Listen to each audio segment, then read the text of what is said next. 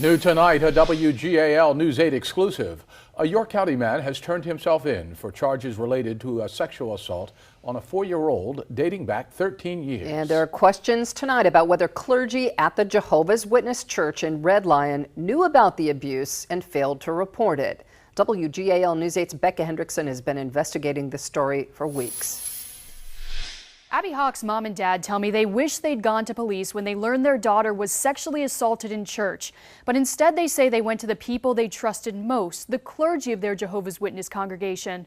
I have to warn you, the story you're about to hear is disturbing.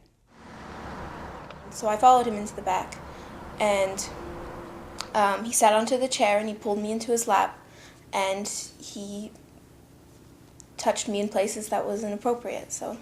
This was 2005. Abby was just 4 years old. Her father says he walked in on his nephew molesting Abby in their Jehovah's Witness Kingdom Hall in Red Lion. Police arrested John Logan Haugh Wednesday in connection with that alleged assault, 13 years after Abby's parents claim they told the spiritual leaders of the church, known as elders. Pennsylvania law requires clergy to report suspected child abuse to police.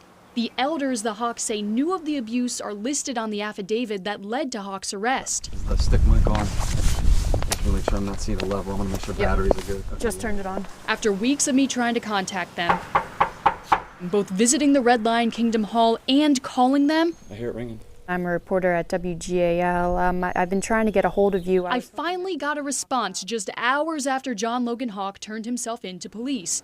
They refused an on-camera interview, instead sending me this letter, which was posted on the International Jehovah's Witness website 3 weeks ago. It says in part they, quote, abhor child abuses and view it as a crime, and the elders do not shield any perpetrator of child abuse from the authorities. The Haughs say they believed at the time telling secular authorities was going against their church. We still believe this was the truth. We still believe that Armageddon was right around the corner, that all 7 billion people would be killed, and only the 8 million Jehovah's Witnesses would live on the earth.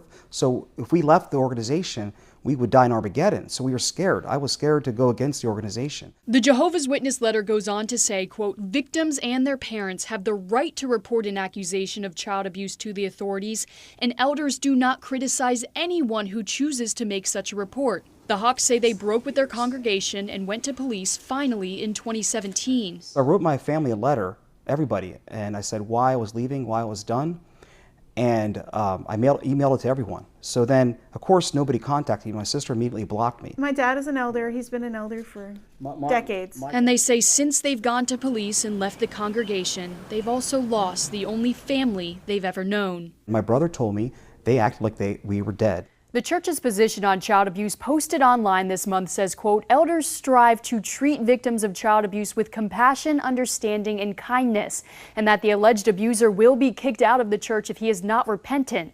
The Dagsboro, Delaware congregation of Jehovah's Witness confirmed for me that John Logan Haugh is a member there. Haugh is now being held in York County Prison on $20,000 bail. Beccah Hendrickson, WGAL News 8.